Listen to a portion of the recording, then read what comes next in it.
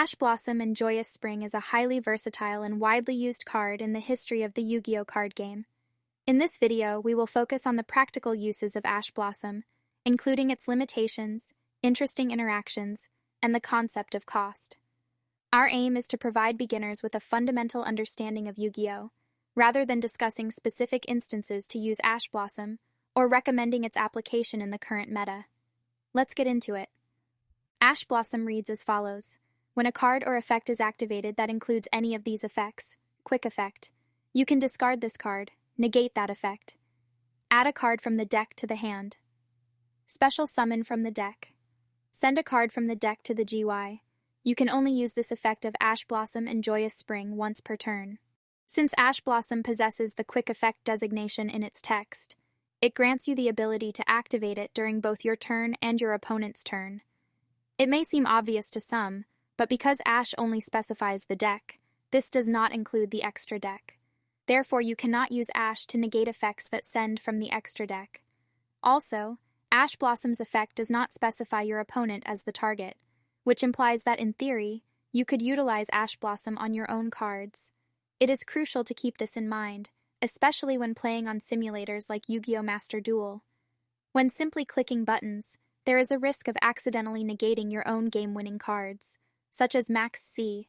It's important to recognize that Ash Blossom negates the entire effect that includes one of the specified aspects. A prime example of this is Pot of Prosperity. Pot of Prosperity reads, banish 3 or 6 cards of your choice from your extra deck face down. For the rest of this turn after this card resolves, any damage your opponent takes is halved. Also excavate cards from the top of your deck equal to the number of cards banished. Add 1 excavated card to your hand. Place the rest on the bottom of your deck in any order. You can only activate 1 Pot of Prosperity per turn. You cannot draw cards by card effects the turn you activate this card. However, since Ash Blossom negates the effect of a card rather than its activation, if you use Ash Blossom to negate the addition of the excavated card, it will also negate the halving of damage because it is all part of the same effect. However, because Ash Blossom negates the effect of a card and not the activation, the effect that says, you cannot draw cards by card affects the turn you activate this card, is not negated. On the other hand, if there is a restriction that is part of the effect, such as in Gigantic Sprite, then if you were to use Ash Blossom, you would not be restricted. That is, you are not prevented from summoning non-level 2 monsters due to its effect, so you can still use Nibiru, the primal being. However, this approach does not apply to effects that specifically restrict actions on the turn of activation, such as Red Eyes Fusion or Fluonderies and Robina. Even if you use Ash Blossom on those cards, the restriction on summoning or special summoning still remains in effect since Ash Blossom does not negate the activation itself. The first effect that Ash Blossom can negate is adding a card from the deck to the hand. For instance, you can use Ash Blossom to negate the effect of Reinforcement of the Army, since it allows you to add a level 4 or lower warrior monster from your deck to your hand. Similarly, you can also negate the effect of draw cards like Pot of Desires, because drawing cards involves adding them to the hand. However, it's important to note that you cannot negate the game mechanic of drawing a card at the start of the turn.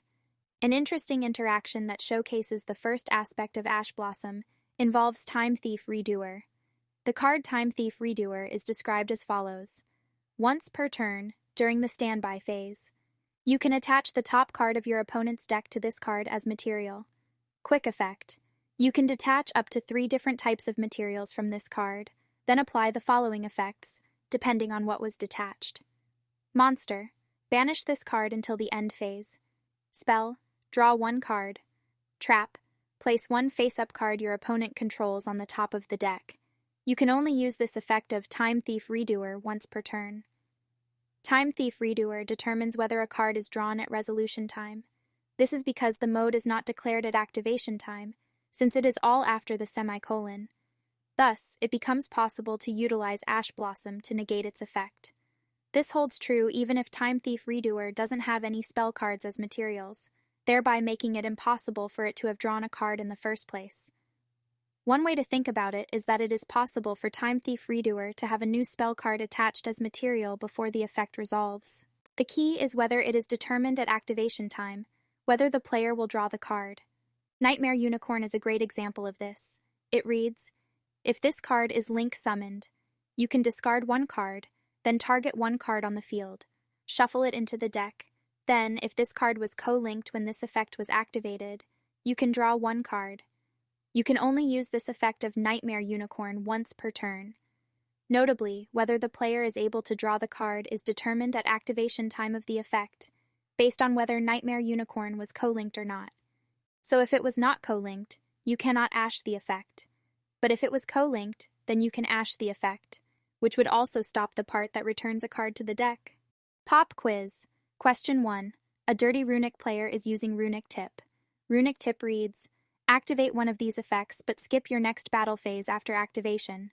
Add one runic card from your deck to your hand except runic tip, then banish the top card of your opponent's deck. Special summon 1. Runic monster from your extra deck to the extra monster zone. You can only activate one runic tip per turn. The slow player using runic tip declares the effect to special summon. Can you ash this? Question 2. Your opponent activates Book of Eclipse. They control one face-up monster. You control no monsters. Book of Eclipse reads as follows. Change all face-up monsters on the field to face-down defense position. During the end phase of this turn, change as many face-down defense position monsters your opponent controls as possible to face-up defense position. Then your opponent draws cards equal to the number of monsters changed face-up by this effect. Can you use Ash Blossom and Joyous Spring to negate this effect? Pause the video and comment below your answer. Answer 1. You cannot ash this effect of runic tip because it is known at activation that there is no effect to add. Answer 2. As there is no semicolon present, flipping monsters and drawing a card are considered part of the same effect.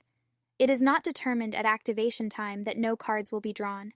Consequently, even if you do not have any monsters under your control, you can still negate Book of Eclipse with Ash Blossom. Similar to the interaction with Time Thief Redoer, you can utilize Ash Blossom despite how initially it appears that no cards will be drawn. Also, it is worth repeating that Ash negates the whole effect that includes one of the following 3 bullet points. So if you were to have a monster, they would not be flipped face down. The second effect that Ash Blossom can negate involves special summoning from the deck. This is probably the most simple effect to explain. For example, you can utilize Ash Blossom on cards like A Hero Lives or Fire Hand, since they involve special summoning from the deck, as explicitly stated in their card texts. The last effect that Ash Blossom can negate is sending from the deck to the graveyard. For example, you can negate cards such as Foolish Burial. Similarly to Time Thief Redoer withdrawing, as long as there is a possibility of sending cards to the graveyard, you could respond with Ash Blossom. A notable example of this would be Branded Fusion. Branded Fusion reads as follows. Fusion summon one fusion monster that mentions Fallen of Albaz as material from your extra deck, using 2 monsters from your hand, deck, or field as fusion material. You cannot special summon monsters from the extra deck, except fusion monsters, the turn you activate this card. You can only activate one Branded Fusion per turn. You can ash this effect even if they do not intend to fusion summon with cards from the deck. This is due to the fact that there exists an option to perform the action. It is not a requirement to have the ability to do it, or even the intention to do so. Pop quiz. Your opponent controls no monsters. You activate Shadow Fusion. Shadow Fusion reads as follows. Fusion summon one Shadow Fusion monster from your extra deck, using monsters from your hand or field as fusion material. If your opponent controls a monster that was special summoned from the extra deck, you can also use monsters in your deck as fusion material. You can only activate one Shadow Fusion per turn. Could you activate Ash Blossom in response? Pause the video and comment below your answer. The answer is yes. If your opponent does not control a monster that was special summoned from the extra deck, they could still use Ash Blossom on your Shadow Fusion. Even though you don't meet the requirements to use monsters in your deck as fusion material, the possibility of fusing with materials from the deck, and therefore sending them to the graveyard, is all that is needed for Ash Blossom to be used.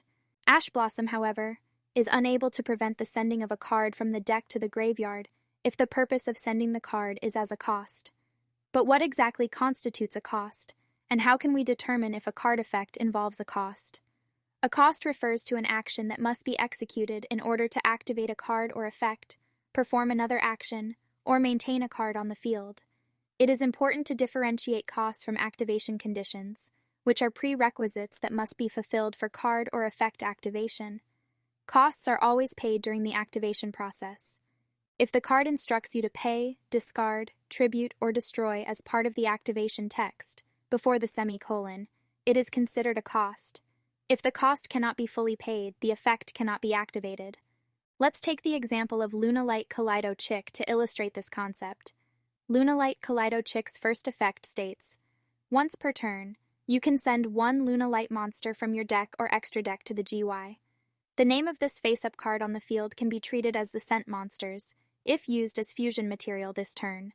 In this case, the phrase, you can send one Lunalight monster from your deck or extra deck to the GY, appears before the semicolon, indicating that it is the cost for the effect that allows the card on the field to be treated as the sent monster, if used for fusion material during that turn. Therefore, if your opponent activates the effect of Lunalight Kaleido Chick, you would not be able to respond with Ash Blossom, as the sending of a card from the deck to the graveyard is considered a cost in this situation. Pop quiz. What is the cost of Ash Blossom? Pause the video and comment below your answer. To determine the cost of a card, we examine the activation text, specifically the portion before the semicolon. In the case of Ash Blossom, its cost is stated as, you can discard this card, as it appears before the semicolon. Consequently, when you activate Ash Blossom's effect, you are required to discard it. Even if Ash Blossom's effect is subsequently negated, it will still be sent to the graveyard as part of the cost. Ash Blossom is activated directly in response to the activation of a spell trap card, the activation of a spell trap card's effect, or the activation of a monster effect. As a result, it must be activated directly in response to the specific action you intend to negate. By skillfully constructing the chain, you have the ability to prevent your opponent from utilizing Ash Blossom effectively. Let's go over an example. On your board, you have a gigantic Sprite and Nightmare Corruptor Ibli. You link both away for a Sprite Sprint. This allows you to use both Sprite Sprint's effect of, if this card is link summoned, you can send one level 2 monster from your deck to the GY, and Nightmare Corruptor Ibli's effect of, if this card in its owner's control is sent to the GY, you can special summon this card to your opponent's field in defense position. Because both effects activate at the same time, you can choose which effect goes off first. In this case, if you choose Sprint first, then Ibli, they would be Chainlink 1 and Chainlink 2 respectively. Since Ash Blossom must chain directly to the effect it's attempting to negate, Ibli being the chain directly after Sprint prevents Ash from being able to activate at all. However, if you choose to use Ibli first, then Sprint, Ash would be able to chain directly to Sprint and negate its effect to send a level 2 monster from the deck to the graveyard. This is called chain blocking, because you use the Chainlink 2 to block the Chainlink 1 from being able to be ashed. As the popular saying from the 1800s goes, you only ash a danger once. Be wary of using Ash Blossom on cards that do not have a once per turn. The cards that most beginner players waste their Ash Blossom on are the danger monsters. One such example is Danger Bigfoot. Danger Bigfoot has 2 effects. You can reveal this card in your hand. Your opponent randomly chooses one card from your entire hand. Then you discard the chosen card. Then, if the discarded card was not Danger Bigfoot, special summon 1, Danger Bigfoot from your hand, and if you do, draw 1 card. The second is, if this card is discarded, you can target one face-up card your opponent controls, destroy it. You can only use this effect of Danger Bigfoot once per turn. The once per turn limitation only pertains to the second effect of the card. Therefore, if you use Ash Blossom to negate the first effect, your opponent can simply make another attempt to activate it again. This is because the only cost associated with the first effect is revealing Danger Bigfoot. That concludes our lesson on Ash Blossom and Joyous Spring. I hope this video was helpful, and if it was, consider liking and subscribing for more terrible memes and occasional educational content. Special thanks to Crazy Colors 5 to helping edit the script. The link to their channel will be posted below. Thank you for watching. See you in the next one.